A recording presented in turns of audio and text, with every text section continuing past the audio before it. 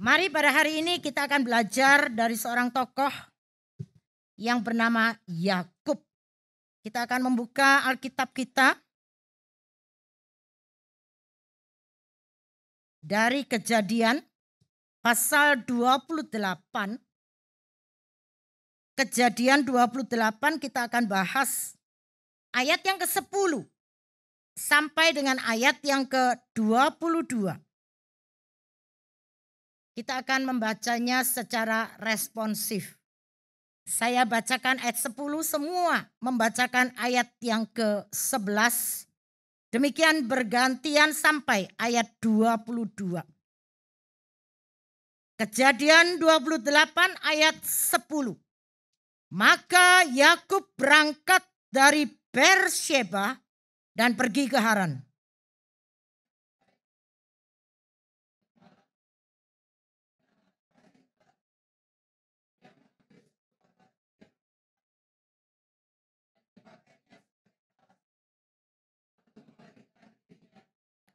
Maka bermimpilah ia. Di bumi ada didirikan sebuah tangga yang ujungnya sampai di langit. Dan tampaklah malaikat-malaikat Allah turun naik di tangga itu.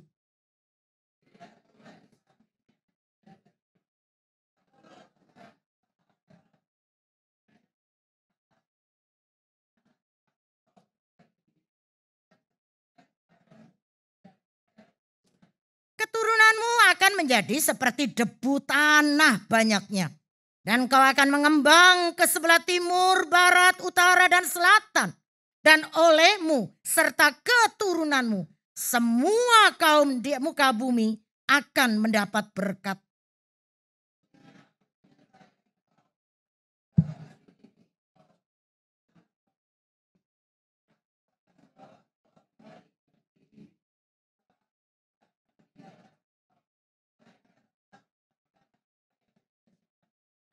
Ketika Yakub bangun dari tidurnya, berkatalah ia, sesungguhnya Tuhan ada di tempat ini dan aku tidak mengetahuinya.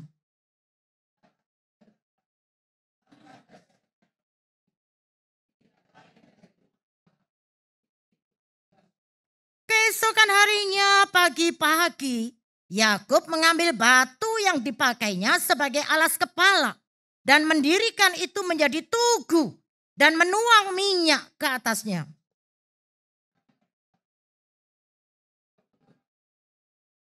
Lalu bernasarlah Yakub, jika Allah akan menyertai dan akan melindungi aku di jalan yang kutempuh ini, memberikan kepadaku roti untuk dimakan dan pakaian untuk dipakai.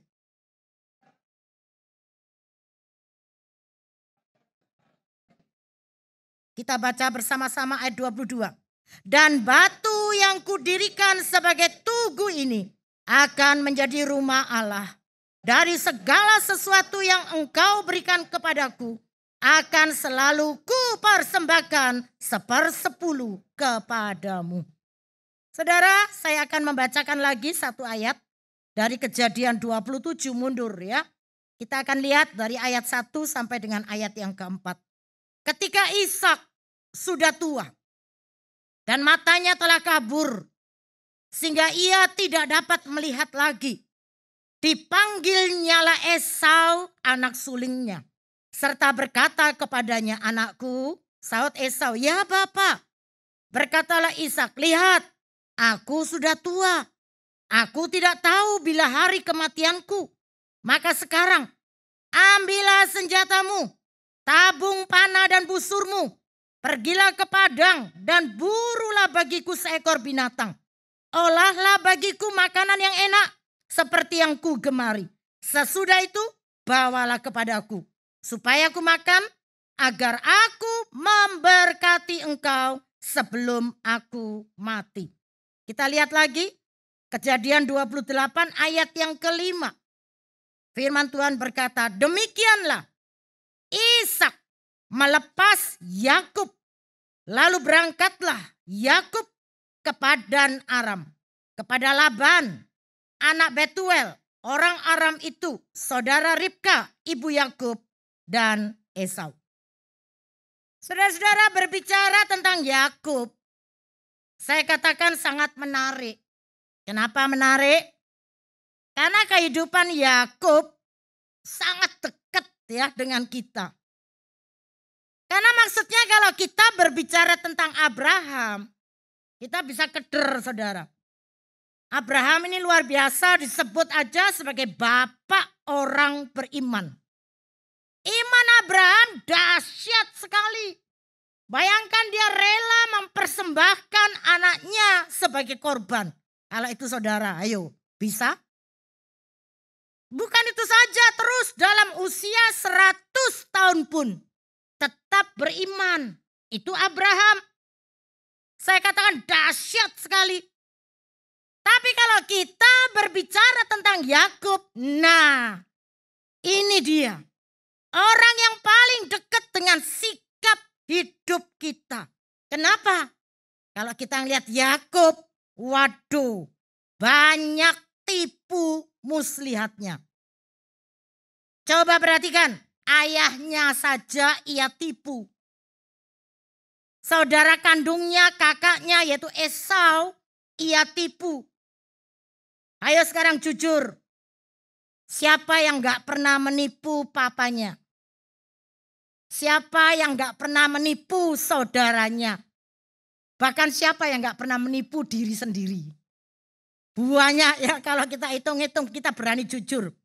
Coba sih kita jujur. Satu hari ini tipu, menipu ada nggak di dalam diri kita? Dan itu berapa? Saya berani katakan nggak terduga. Bukan itu saja, bahkan mertuanya pun ia tipu, itu Yakub, saudara. Nah saudara-saudara, inilah yang membuat menarik untuk belajar dari doa Yakub. Kenapa? Karena dia seorang yang lemah. Seorang yang banyak kekurangannya. Seorang yang pernah melakukan banyak tipu dan kesalahan. Tetapi justru dipilih. Justru dipakai oleh Tuhan secara luar biasa. Kok bisa ya? Apa sih yang dilakukan Yakub? Siapa Yakub? Mengapa doanya sangat luar biasa? Kita flashback. Saudara, Esau dan Yakub itu adalah anak kembar dari Ishak. Dan ibunya adalah Ribka. Nah, kisah kedua anak-anak Ishak ini mewarnai kehidupan keluarga dalam sejarah leluhur Israel yang penuh drama, bahkan penuh intrik. Esau itu adalah seorang pemburu dan gemar berpetualang. Sedangkan Yakub, dia memiliki keahlian yaitu di bidang pertanian sekaligus peternakan. Dan Yakub ini merupakan anak kesayangan ibunya. Ceritanya adalah berawal dari keinginan Ishak untuk memberkati anak sulungnya, Esau. Dikatakan tadi kita jelas dia sudah tua. Matanya sudah tidak dapat melihat dengan jelas karena faktor U juga ya, faktor usia. Karena itu dia katakan sebelum aku meninggal, aku akan memberikan warisan. Warisan biasa diberi yaitu kepada anak sulung, yaitu berupa berkat dan doa. Nah, Esau ini lalu disuruh berburu dan memasak untuk dimakan ayahnya.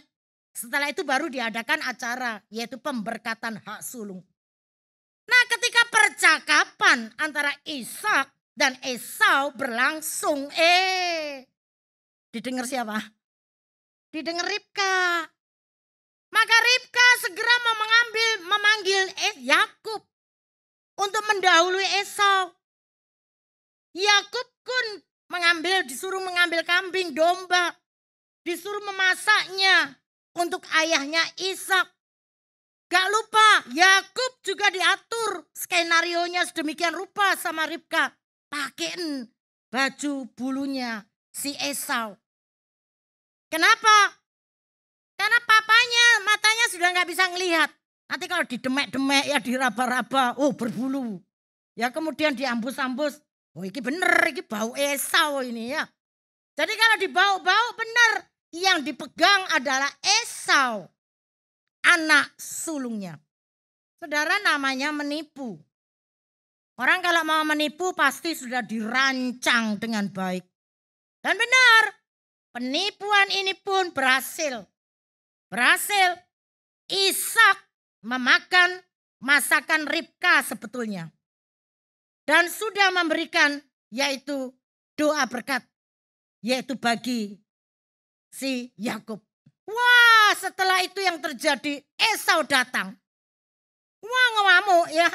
Marahlah Esau ketika mendapatkan, lah ternyata ayah mereka telah memberkati Yakub. Keliru. Jadi saudara-saudara, mengapa akhirnya dikatakan oleh firman Tuhan, Yakub harus pergi, yaitu ke Beersheba. Kenapa harus meninggalkan rumah? Karena dia baru menipu kakaknya. Dia baru menipu ayahnya. Dan sekarang kakaknya ngamuk berat. Esau kakaknya langsung berkata, dimanapun dia berada, kalau tak dapati dia, sudah pasti kubunuh dia. Mengapa demikian? Saking ngamuk. Mengapa dia marah? Dia katakan karena sudah ada dua alasan membuat aku marah. Yaitu yang pertama, Yakub sudah mengambil hak kesulungan Esau. Dan dia lakukan dengan cara meyakinkan Esau untuk menukarkan hak kesulungannya dengan apa? Dengan semangkok kacang merah. Sepele ya. Sangat sepele. Tapi itulah yang terjadi. Suasananya pada waktu itu Esau lapar. Ketika ngelihat, wah, sup kacang merah. Baunya enak. Maka dia berkata, kasih aku sup itu. Dan Yakub pinter. Yakubnya berkata, oke, tak kasih. Tapi barter. Barternya adalah berikan hak kesulunganmu kepadaku. Saudara, karena lapar, maka Esau berikan begitu saja hak kesulungannya. Ini ciaklat, saudara. Nah, saudara-saudara, kalau kita tahu, wah, cuma gara-gara gini, sepele, ya hak kesulungan ditukar. Saudara, kadang-kadang kita pun demikian. Kita bisa seperti Esau. Saya katakan bisa, bukan sampai cuma bisa, sangat bisa. Saudara, di dalam hidup ini akan begitu banyak pilihan-pilihan terjadi. Itu sebabnya ketika di satu sisi kita ingin berkat Allah, tetapi kemudian kita berhadapan dengan pilihan dalam hidup yang pastinya lebih mempesona kita, maka kita pun bisa saja mungkin, yaitu lebih memilih menghina berkat Allah dengan cara tidak memilihnya. Lihat Esau. Esau saja gara-gara sop kacang merah lupa segala-galanya. Kadang-kadang bukankah sikap kita seperti Esau, memandang rendah berkat Allah kalau kita dihadapkan dengan pilihan. Contohnya pilihan minggu untuk ibadah. Atau pilihan untuk kita pergi. Atau pilihan untuk kita ke pesta. Ada makan-makan kok. Ibadahnya minggu depannya lagi seiso. Ketika pagi dalam saat teduh. Kita mau saat teduh dulu. Atau berkata wes engko aku tak ngegame dulu. Aku tak olahraga dulu. Aku tak gowes dulu. Dan macam-macam. Saudara, jujur. Kita terlalu mudah memilih menghina berkat Allah. Dengan cara tidak memilihnya. Karena lapar. Karena makanan. Esau memandang rendah. Memandang remeh hak kesulungannya. Itu yang pertama. Kenapa Esau marah? Yang kedua. Marahlah Esau ketika mendapatkan ternyata ayahnya Ishak telah memberkati Yakub. Inilah kemarahan Esau kepada Yakub. Mungkin kita bertanya, oh bos gedene sak piro warisan daripada Ishak kepada anaknya. Gede saudara, isi berkat ini dahsyat saudara. Isi berkat ini hebat. Sehingga akhirnya membuat Esau gero-gero. Karena tidak mendapat berkat. Mari kita akan baca lagi. Berkatnya apa toh? Kita akan lihat Kejadian 27. Kejadian 27. Kita akan baca ayat 27, 28, 29. Yuk kita akan baca bersama-sama ya supaya kita ngerti apa sih kok berkat ini sehingga membuat Esau gero-gero. 2, 3. Lalu datanglah Yakub dekat-dekat dan diciumnyalah ayahnya. Ketika Ishak mencium bau pakaian Yakub, diberkatinyalah dia katanya. Sesungguhnya bau anakku adalah sebagai bau padang yang diberkati Tuhan. Allah akan apa? Memberikan kepadamu embun yang dari langit. Dan tanah-tanah gemuk di bumi. Dan gandum serta anggur berlimpah-limpah. Bangsa-bangsa akan takluk kepadamu. Dan suku-suku bangsa akan sujud kepadamu. Jadilah tuan atas saudara-saudaramu. Dan anak-anak ibumu akan sujud kepadamu. Siapa yang mengutuk engkau, terkutuklah ia. Dan siapa yang memberkati engkau, diberkatilah ia. Loh, dahsyat bukan? Berkat ini dahsyat, berkat ini luar biasa. Dikatakan ada berkat yaitu kemakmuran. Ada berkat yaitu kejayaan. Dan ada jaminan yaitu pemeliharaan hidup. Loh ini luar biasa saudara. Setelah Yakub diberkati. Waktu itu dikatakan baru Esau datang lalu dia minta berkat. Ya enggak ada lagi. Karena berkatnya hanya untuk anak sulung itu tadi. Nah saudara-saudara inilah drama kehidupan. Bagaimana Yakub mengambil berkat bahkan hak sulung dari ayahnya dan juga dari saudaranya yaitu Esau. Tapi ceritanya tidak berhenti di sini. Ceritanya tidak berhenti di sini. Meskipun tipuan demi tipuan berhasil. Akhirnya Yakub pun harus hidup yaitu dalam padang belantara.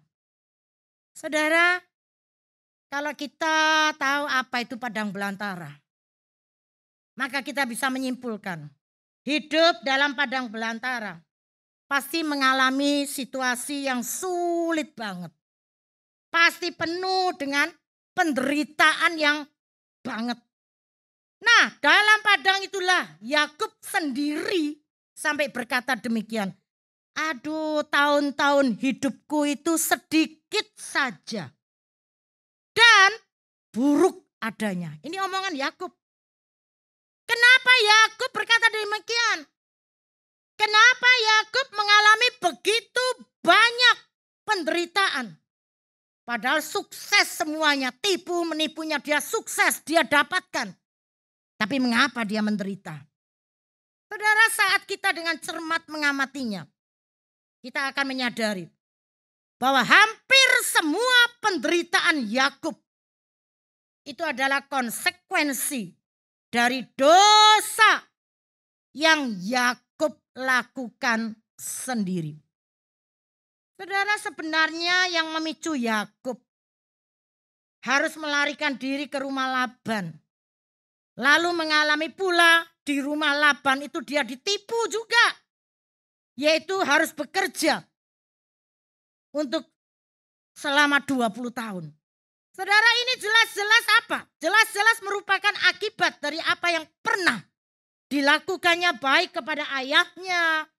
Pernah dilakukannya kepada Esau saudaranya.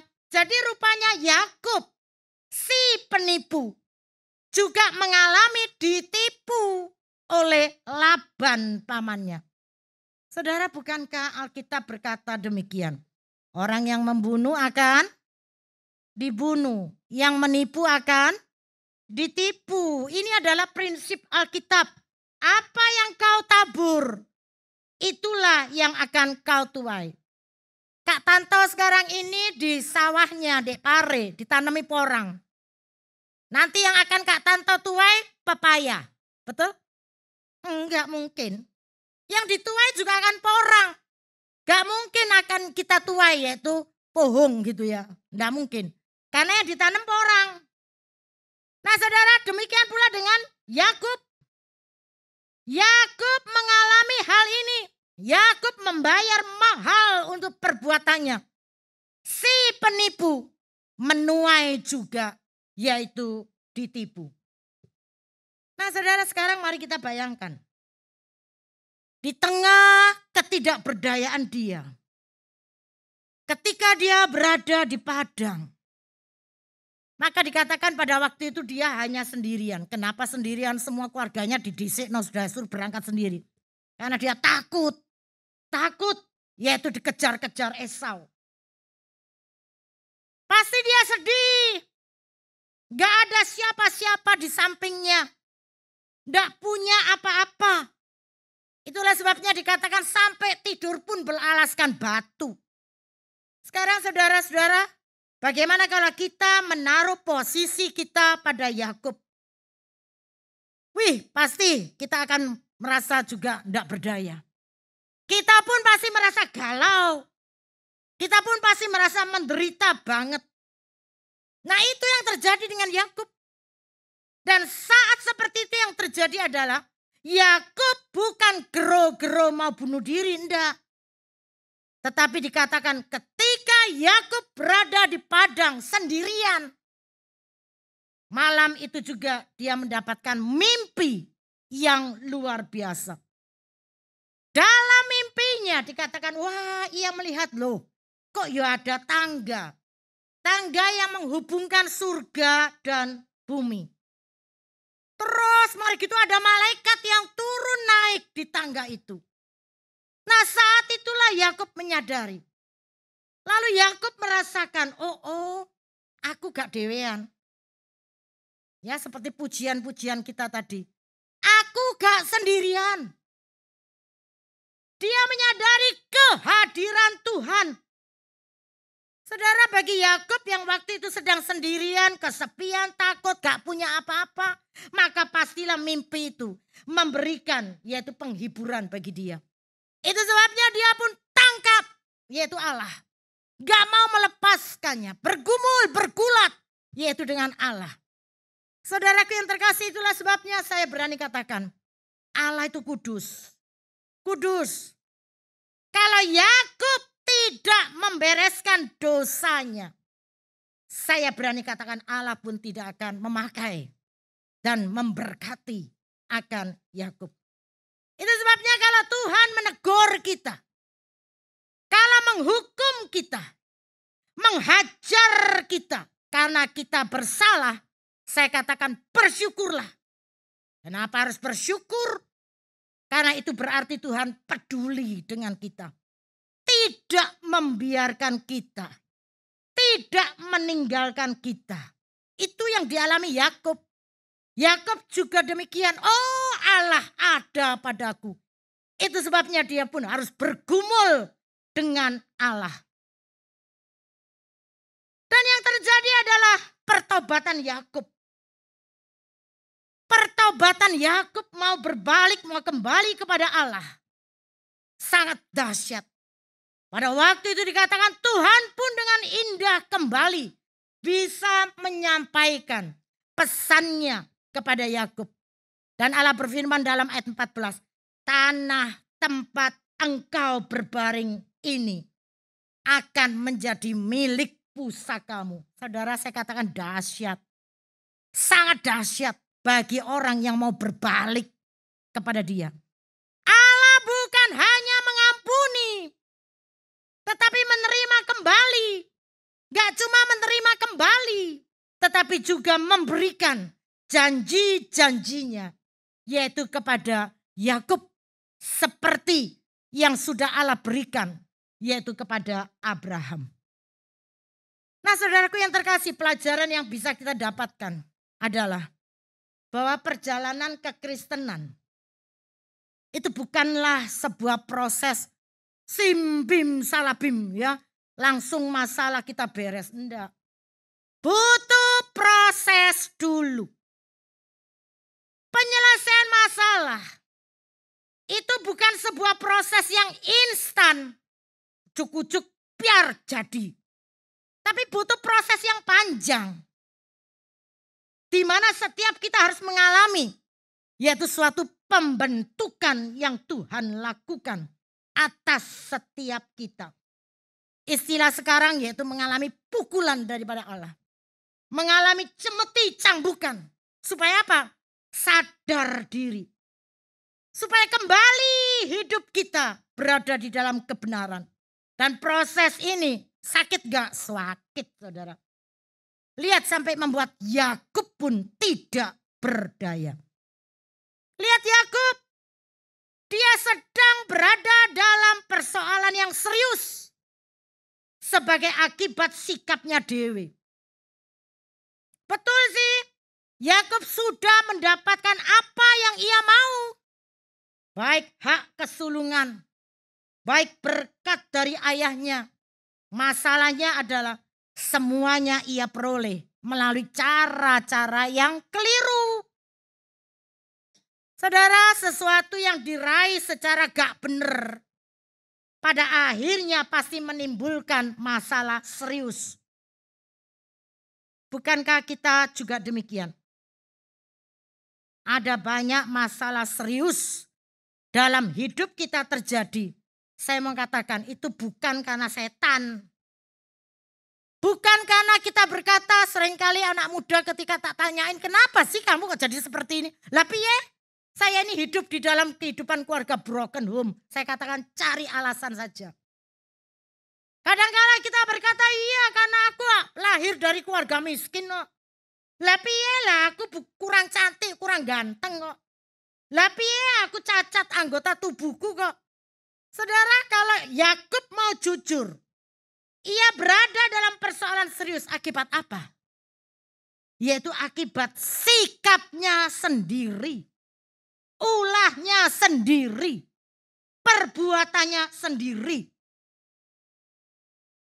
Saudara, ada banyak sikap kita yang keliru. Kadang mulut kita ini terlalu banyak dikasih minyak ya. Sehingga licin banget. Tajam banget. Sehingga keputusan-keputusan bodoh biasanya kita ambil. Kadang kita memiliki sikap yang nekat. Saudara, kalau sikap nekat itu pada akhirnya akan malah menjerumuskan kita ke dalam persoalan yang makin serius. Tapi di sini dikatakan, jangan nekat. Bersikaplah seperti Yakub. Jangan menyalahkan Tuhan. Jangan menyalahkan orang lain. Melainkan apa? Bertobatlah. Berbaliklah. Kembalilah ke jalan yang benar. Perbaiki diri. Lalu ngomong perbaiki diri, banyak orang yang mengasihani diri berkata, lah piye? Ya memang saya ini salah lah, lalu piye lagi? Tidak bisa kalau begini. Tapi yang terjadi harus perbaiki. Bertobat. Demikianlah ini yang dilakukan oleh Yakub. Bukan Tuhan yang menyebabkan masalahnya. Persoalan serius timbul akibat sikap Yakub sendiri. Saudara-saudara, kecurangan. Kecurangan entah itu di dalam hati kita, di dalam pikiran ataupun perbuatan kita. Itu pasti akan membawa kita kepada persoalan yang serius. Dan biasanya kecurangan kita pada akhirnya menjadikan kita harus apa? Galau, melarikan diri. Lihat Yakub. Yakub juga demikian, melarikan diri. Padahal enak sebetulnya hidupnya. Hidupnya semakin susah ketika dia melarikan diri. Tetapi lihat Yakub ketika dia mau kembali, mau sadar diri, mau bertobat, itulah titik baliknya. Yakub benar-benar belajar bersandar kepada Allah. Dan yang terjadi adalah apa? Allah pun mengganti namanya. Yakub artinya gak enak loh sebetulnya ya. Arti Yakub itu artinya si penipu. Akhirnya diganti menjadi Israel. Artinya berjuang dengan Allah. Israel, pejuang yang menang. Karena itu kita tidak bisa terpuruk. Karena segala dosa kesalahan kita. Karena apa? Kita punya Allah yang bisa mengampuni kita ketika kita mau bertobat. Saudara, saya ingatkan, siapapun kita, termasuk saya, pasti akan mengalami fase-fase ini di padang gurun. Saudara, siapa sih yang gak pernah mengalami fase di padang gurun? Karena itu bagaimana ketika kita berada di padang gurun, itulah yang menentukan. Tuhan Yesus sendiri loh, ada juga di padang gurun. Dan dia dicobai oleh iblis. Itu sebabnya ketika kita berada dalam fase padang gurun, saya ingatkan, ketika kita menyendiri, bukan untuk melarikan diri. Ketika kita menyendiri, bukan untuk membenarkan diri. Ketika kita menyendiri, carilah wajah Tuhan. Itu yang sudah dilakukan oleh Yakub dan perlu kita lakukan. Saudara-saudaraku yang terkasih, sekarang puncaknya adalah mengapa doa Yakub menjadi istimewa? Mengapa orang yang terpuruk, orang yang penuh dengan dosa, tetapi setelah diampuni menjadi istimewa banget? Karena dikatakan bukankah di dalam 1 Petrus 4 ayat 7 mengingatkan kita, kuasailah dirimu, jadilah tenang, supaya kamu dapat berdoa. Saudara, kunci menghadapi persoalan itu adalah menguasai diri. Kalau kita bisa menguasai diri, gak mudah kita terombang-ambing oleh situasi atau masalah yang terjadi. Menguasai diri berarti menguasai pikiran kita, menguasai emosi kita. Sehingga kita menjadi tenang. Dan kalau tenang dapat berpikir jernih. Dengan menguasai diri dan mampu berpikir jernih, maka orang pun dapat mengambil satu keputusan, yaitu dengan baik, dengan benar, dan melakukan tindakan yang tepat. Itulah sebabnya menguasai diri menjadi tenang sangat penting. Supaya apa? Supaya kita dapat berdoa. Kalau kita galau, umek, karena dewek, saya berani katakan tidak mungkin kita bisa berdoa. Dan kalau kita sudah bisa menguasai diri, tenang, dapat berdoa. Dan ketika kita berdoa, kita bisa mengerti. Doa itu bukan cuma curhat kepada Allah. Tapi doa itu juga mengerti apa sih yang Tuhan mau untuk kita. Nah, demikian pula dengan Yakub.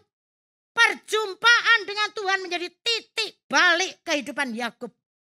Rasa takut, tertekan, sedih, bersalah berubah menjadi semangat. Dia berani menyongsong masa depannya. Itulah Yakub yang menjadi Israel. Dan di dalam berdoa itulah terjadi hal-hal yang spektakuler. Kenapa? Karena dalam kejadian tadi Yakub melakukan nasar yang terjadi, ada 3 nasar. Nasarnya itu adalah, yaitu dikatakan nasar atau janji Yakub kepada Tuhan adalah Yakub mau setia kepada Tuhan. Yakub berkata, engkau akan menjadi Tuhan Allahku. Artinya apa? Segenap hidupku, oh biarlah engkau yang atur dan aku manut. Itulah Yakub. Nasar di dalam doa yang ada. Yang kedua, Yakub bernasar. Yaitu untuk membangun rumah Allah. Saya katakan luar biasa. Artinya apapun yang terjadi, aku hanya mau meneruskan, meluaskan. Yaitu pekerjaan Tuhan. Apapun yang terjadi, aku mau memakai hidupku sebagai persembahan yang hidup, yang kudus. dan yang berkenan kepada Tuhan. Karena apa? Alkitab mengatakan tubuhmu, hidupmu itu adalah bait roh Allah. Itulah sebabnya lalu Yakub mengubah nama Luz menjadi Betel. Saudara tahu arti Betel? Betel itu artinya rumah Allah. Saudara, ketika saya merenungkan hal ini, maka saat itu juga saya kemudian berkata, Tuhan, saat ini saya juga ingin berdoa. Yaitu bagi panitia pembangunan gereja secara khusus. Ya, saya benar-benar berdoa dan menyebut nama seluruh pengurus yang ada. Karena apa? Karena mereka saat ini sedang membangun rumah Tuhan. Tio Sudarso. Kita perlu dukung. Kita perlu doakan terus. Supaya apa? Supaya mereka masing-masing punya semangat yang tidak padam.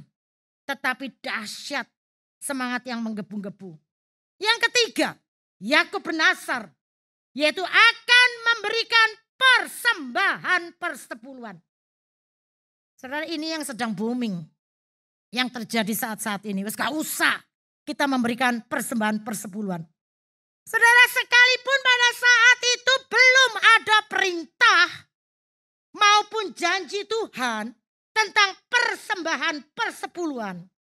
Tetapi bagi Yakub, perlindungan dan pemeliharaan Tuhan, dia katakan itu sudah alasan yang cukup untuk aku memberikan persembahan persepuluhan kepada Tuhan.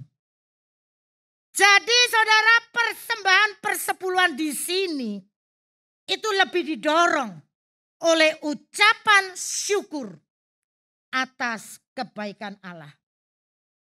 Jadi saudaraku, doa Yakub dalam ketidakberdayaan adalah dia tidak nekat, dia tidak emosi, dia tidak menyalahkan orang lain.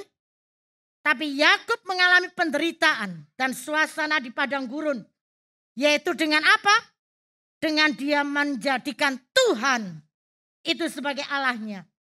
Dia bernasar, aku akan membangun dan mendirikan rumah Tuhan. Dan aku akan memberikan persepuluhan. Nah, sekarang bagaimana dengan kita? Bagaimana dengan saudara? Renungkan kebaikan-kebaikan apa sih yang sudah Tuhan berikan kepada saudara? Mari saat-saat ini kita renungkan, pikirkan apa yang sudah saudara lakukan. Dan apa yang akan saudara lakukan bagi Tuhan selagi berkesempatan. Mari kita pun sama seperti Yakub. Karena kehidupan kita podo sama Yakub. Penuh dengan intrik, penuh dengan drama, penuh dengan tipu menipu. Karena itu saat ini, adakah kita yang galau? Adakah kita yang berbeban berat? Penuh penderitaan-penderitaan saat ini? Firman Tuhan ingatkan dalam 1 Petrus 4 ayat 7. Kuasai diri. Tenang.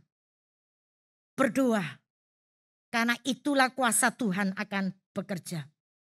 Dia akan menolongmu ketika kita berani mencari Tuhan. Ingat, ketika tidak ada jalan. Tetapi kalau Tuhan yang membuka jalan, maka tidak ada perkara yang mustahil. Amin. Datang kepada Dia. Mari kita tundukkan kepala kita berdoa.